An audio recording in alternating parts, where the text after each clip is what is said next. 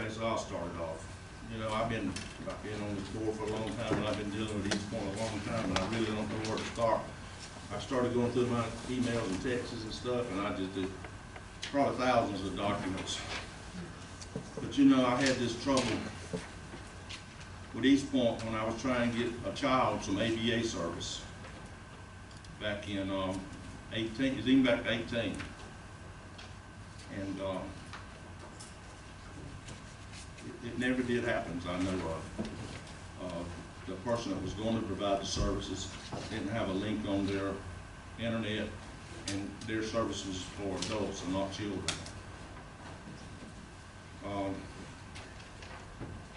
And I'd be personally, I'd give up on these boys. I used to call Sarah, I used to call Victoria and all of them. I just, wasn't nothing happening. So I'm just as honest as I can be, and I'm just let it fall where it falls, the way I see it. But they were having this meeting, there's a picture of the child right there. They were having this meeting down there where Barefoot Brewery is now every month. And there was a group of Bladen County citizens trying to get service for the kids, and it never happened. I got this lady right here that's on our opioid task force, and her boyfriend or husband, or she's the mother, this guy overdosed, and this lady sent this thing out, and she emailed to make sure you're aware of the issues of Bladen County regarding the inability to assess substance abuse improvements. I mean, there's a thing right there where people, we couldn't get people help. And not a whole lot's changed since then. If you want to read these, I got them. And I'm not going to go in all of them, and me sitting here badgering all this stuff, but I do have, let me find this one. You know, the time when we were struggling with Eastpoint a few years back, I do want to share some numbers with you just to show you how bad Bladen County's been left out and how bad we have really needed a mental health provider. EMS administered naloxone in January of 2020, a 75% increase. 75% increase. And what's that, John?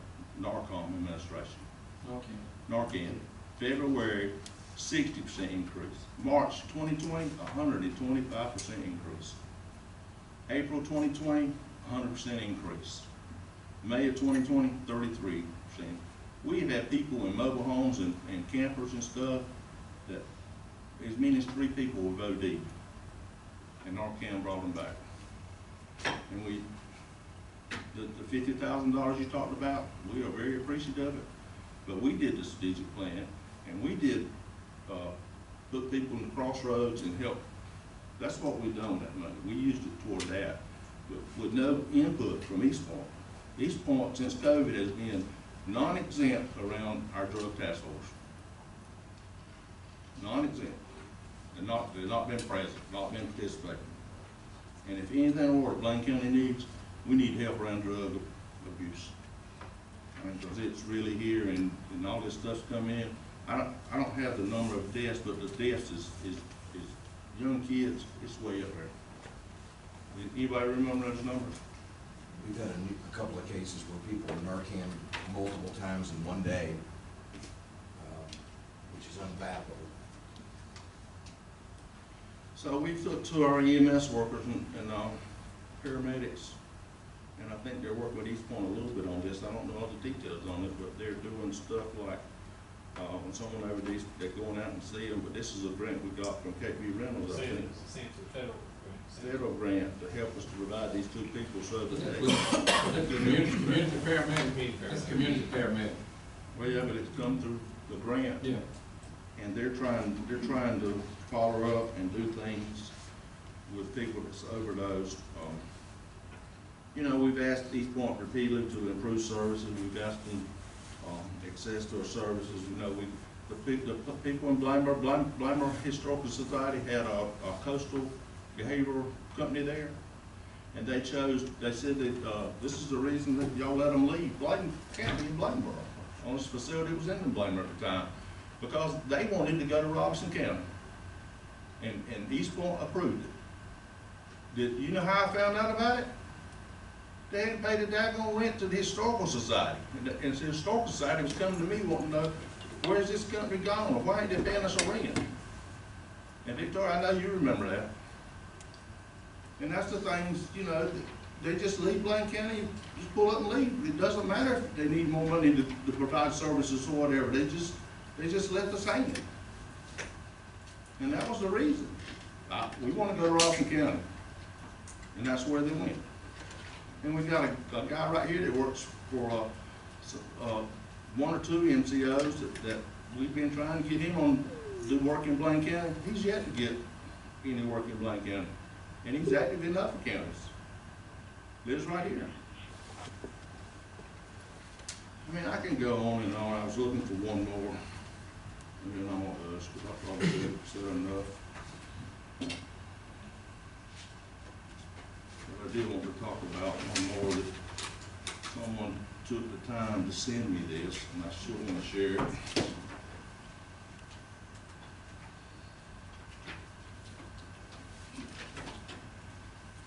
I mean, if I said anything that's inaccurate, you can surely correct me, and I'll surely apologize for anything I've misspoken about today. But I'm telling you, it's not about Raleigh, it's not about Eastpoint, it's about the citizens of Bladen County. Is what I'm care about. And you can ask anybody that knows me, that's what I care about, and that's what I'm gonna fight for. And I don't think we've been getting services. Can it change and be better? I certainly hope so. I hope it gets better whichever way this board decides to go.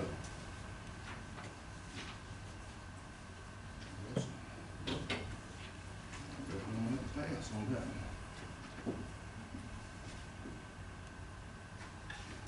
Anybody got anything in the meantime? I got something. Mr. Caldwell?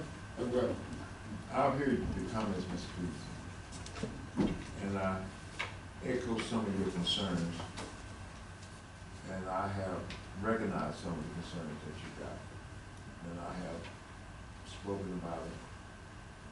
But the opioid crisis, to me, is something that has caught everybody off guard all over the country, all over the state. It's still got to about like an epidemic proportion of opioids. Well, everywhere you turn, there's ODs and people dying. It's a major problem, not just in Bladen County, it's everywhere. I didn't know to what degree the increase had come about, because when people have those type of incidents, the thing is, I'm not privy to it. We are not privy to it. It used to be you could ask a guy with EMS about a case like that, and they say, not HIPAA prohibits them from even disclosing that type of information. They won't even tell you. So you don't have a whole lot of knowledge of how many people is having to use narcotics, or how many people is dealing with drugs. Because the guys at EMS won't tell you that. They will not give that information to you anymore. When it used to be, they would give it to you. Now, so that number, I didn't know it had elevated that high, because I don't even know how many narcotics been used. And none of us probably sit here knows anything about how many have been used in the county. We don't have that knowledge. We're not privy to that information. And as far as services in the county, I have the same concern, and I have said some of this about that, about people being physically on site, the capability of doing it. I took it upon myself when Carter came in. I was so concerned about Charles like you were that I went out to a place of my own and called it the Bladen Community something. What I call it? Bladen Resource Center. I spent my money, phone, and set up a place that I was wanting to use it as a referral. Just as people could call me and I could tell them to call me. And I ran into a whole lot of ways about what you could do and what you couldn't do. And that's when Carter was in here selling the deal. And I was gonna say, let me try and see can I get an avenue to send people to get help for different resources. And some of the things are needed value here badly. I see it just reoccurring. And to me, it's somewhat getting out of hand. And I think we do need to have more communications with what's going on, because a lot of these things, I remember you talking about a long time ago about the kid that we were trying to get certified. I remember that conversation. But it's a lot of things that go on that communication is not being dispersed amongst us. It's just a lack of people's knowledge How can I go to Ms. Skiles and tell her about a situation that's going on in the county, and I have no knowledge of it, I'm sitting on the board? How can I find out how many narcotics are going? It needs to be some channels open up that she, at mental health, may able to say, Cogdill, I put 500 narcotics in Bladen County. How many has been used? I can come back and say, hey, we got 500. And she had to replenish with 40 more, or 50 more, 100 more. Well, I'm saying, it just been a total breakdown in the relationship and the communication as what is going on in the county. To me, that's the biggest problem we got. If you can't communicate, if you can't talk, child, you were dealing with that open door task force. And I'm on the board of directors for Eastpoint. And I knew nothing about this money he was talking about. Wait a minute now, that's behavior health. You didn't share it with me not one time. Not one time did I know anything about it. You would come in here and tell me about the money you got. And I would go, oh, where did that come from, Eastpoint? Ms. Strauss didn't tell me either. So I'm not putting on you, she didn't tell me either. I didn't even know it. And I'm sitting on the board of directors of Eastpoint. And not even knowing about none of this stuff that's going on. Mr. Cogdill, I didn't come here to argue today. I'm not Let me tell you something. saying, that's a fact. This data is provided once a month at the opioid task force meeting. That's where I got the information. It's not my place to go to the opioid task force and bring you what information shared to me. Did you share it with her? I don't share it. They pick up on everything. Did you share it with If her? they would have been present, they would have seen it. So they They've been non-exist at our meetings since COVID. This information comes, David Howe provided it at our opioid task force meeting. If you would come to one of them meetings, you would see what's going on around opioids and drugs in Bladen County. And I didn't mean to come here and argue with you, but I'm just telling you, it ain't nothing I'm keeping from you. Child, we're not gonna argue about it, but you remember what went on with the opioid task force? We went to the lady that's running that organization, and we all met. She called us all in to do an interview of what we need to offer. You went there, I was into it. Some of you guys did. And the issue we had with it, child, was you changed the name of it from opioid task force to substance abuse task force because some of us felt that we weren't getting service to who we wanted. Because it was called the opioid task force, child, we changed the name of it. The reason the name was changed, Mr. Cogdill, was because when they done their surveys and they done that strategic plan, Bladen County alcohol was more abusive than opioids. And that's when we changed it. But that had nothing to do with what you just said. And you have to approve that Eastpoint grant before we accept it. Mr. Bullard. All I'm saying, let's move on. Okay, I'm good. Move on. I'm good. Anybody else got Let's anything? move on.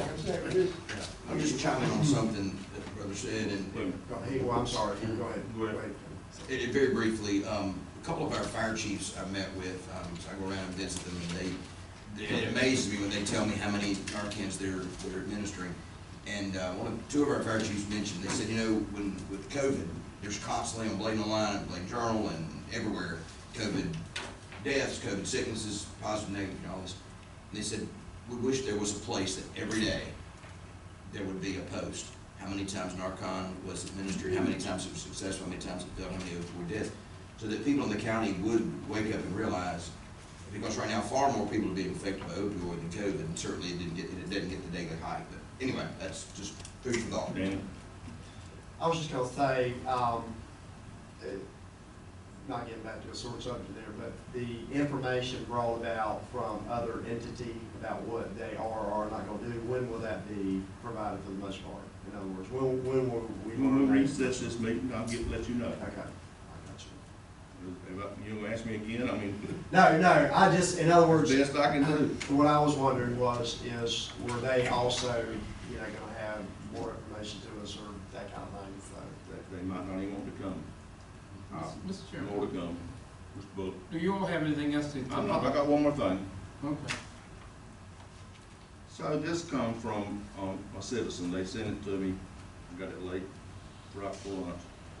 And I'm not gonna read all of it. It talks about what Eastpoint does provide financial assistance to Bladen County. It's not nearly enough to help work our problems. It's not nearly enough. It's not nearly enough. And they talk about the Eastpoint with the fraudulent financial activities. They wanted to make sure we didn't forget about that. And they talk about the violent crime in Bladen County has increased. In some cases, they've been more severe.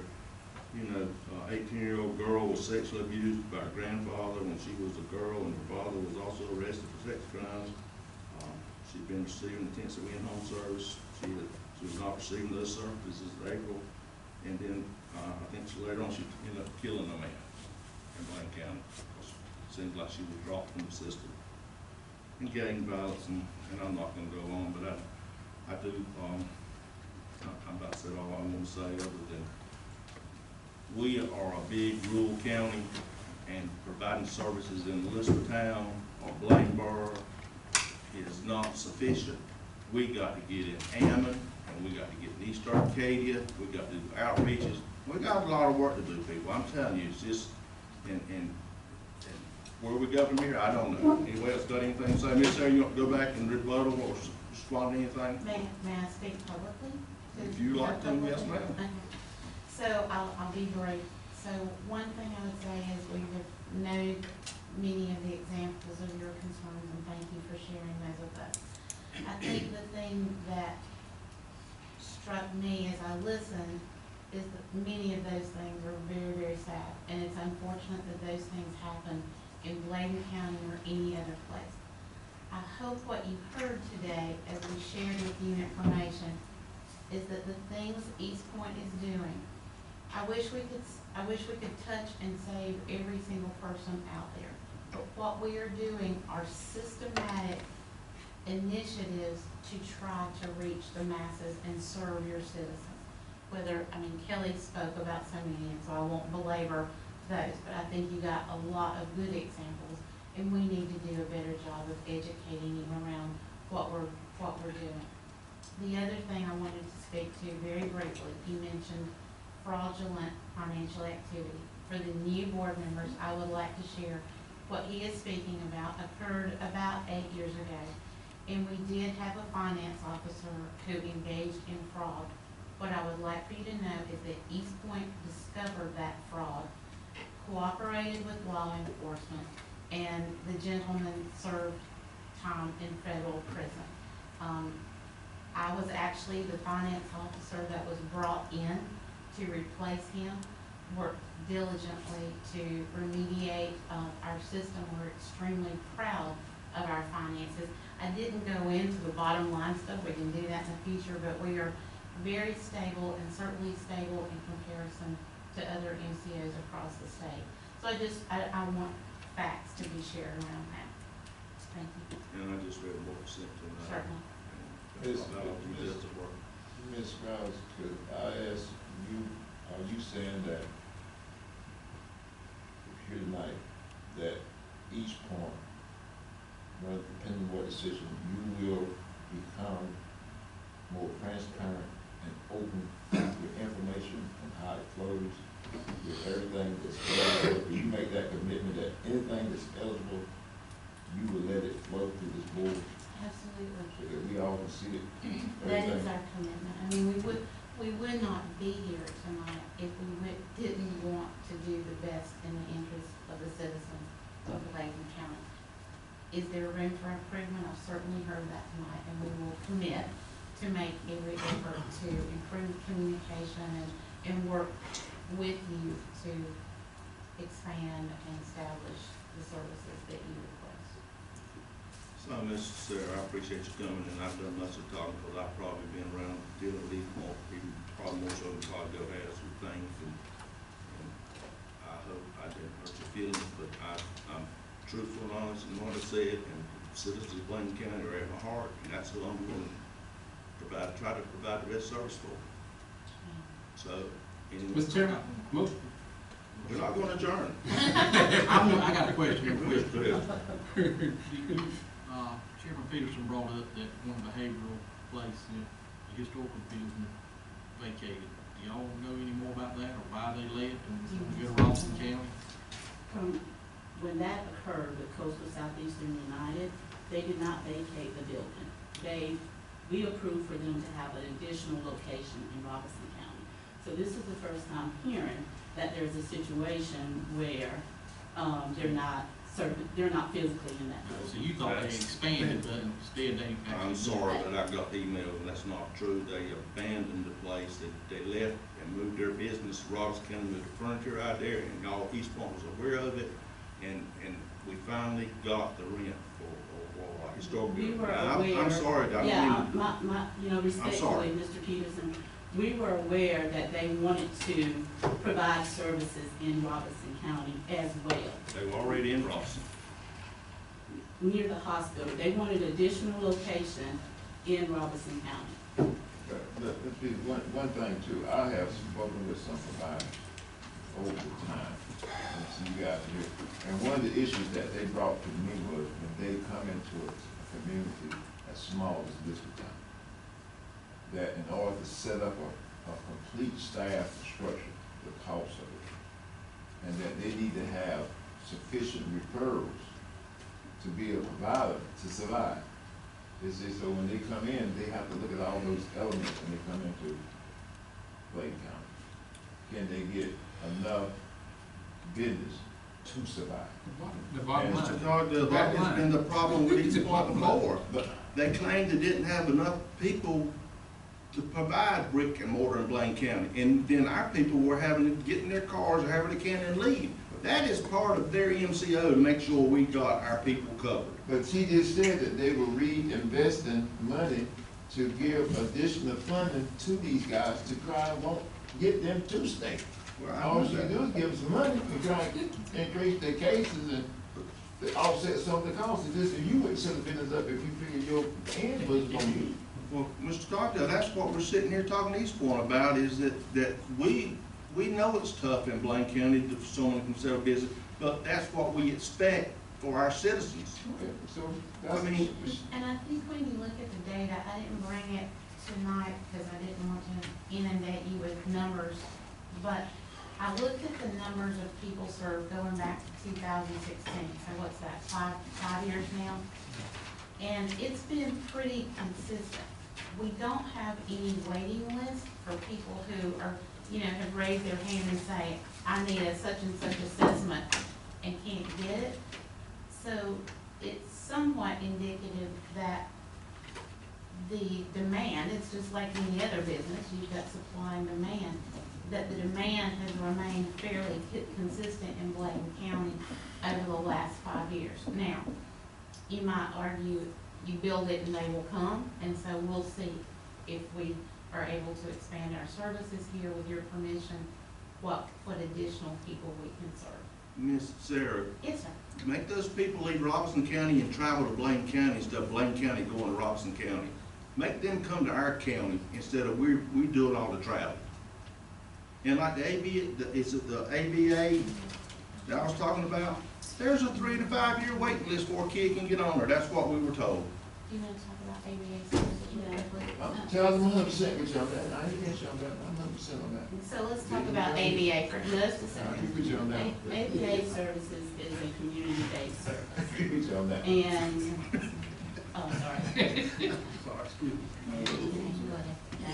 ABA services is a community-based service. Yes, Commissioner Peterson is correct when he said that back in 2018, there was some difficulty getting a child some services. Actually, it was a couple of mothers that had concerns about the ABA services. This is not just an Eastpoint issue with ABA. This is a statewide issue because we do not have enough trained clinicians to provide ABA services, and so we've worked diligently to promote those clinicians to get that certification.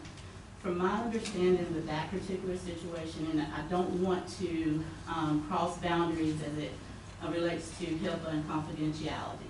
From our understanding, we had a provider out of Fayetteville, North Carolina, travel to Bladen County to provide that service. And again, ABA services is a community-based service, which is many of the services that we provide are that our providers provide are community-based because we want our individuals to remain in the community, not to be in residential treatment, not to be inpatient at the hospital. We want to ensure that they have a great quality of life as much as possible in their home community. And so that's That's what occurred with the ADA situation. The company that come out of Cumberland County dealt with adults, not children. And that's what I said earlier in my presentation, so. From my understanding, it was children. We had got that connection made, and Kelly may can speak better on the connection with the clinical piece, but those children were connected Okay. at the time. And again, Okay. that's fine. Okay. Yeah, Anybody else, got anything else? I'm sorry, if I could just add one thing to that. I think it's very important to acknowledge what you said about the ADA services in general being a statewide issue. It is such an issue that the state has recently changed legislation specific to who can provide that service. Because across the entire state, there is no availability. So they have enacted some legislation that relaxes the requirements for individuals who can actually provide that service. And so they're in the process of rolling that out. So hopefully, not just in Bladen, but across the entire state, that service will become a bit more available since they have relaxed the standards a little bit for that specific service. So we are aware of that being a statewide issue and are hopeful with you that the new legislation will help with that. Okay, anybody else? And I think one final point, and I want to thank our board members again for being here, and I want to thank Mr. Cogdell for his service to the citizens of Bladen County by participating on our board. And I would think you would want to be aware that our board does invite representation from all of our counties to sit on our governing board. We currently have 7 county commissioners, which is somewhat unique to the other MCOs. I know some of the MCOs are so large that they do their governing through regional boards, not guaranteeing a seat on their actual governing board. So we appreciate your nomination of Mr. Cogdell, and we'll certainly work more to get the communication channel like we need to for him. Who was that other representative on that board? Mr. Billy Ray Pike. He has been, since the COVID came in, another been. And he actually, he was from Bladen County, but he was not a Bladen appointee. He was appointed by the secretary. Yes, sir. All right. Okay. Anyone else? Thank you so much for your time. We'll stand recess until 28th. Monday.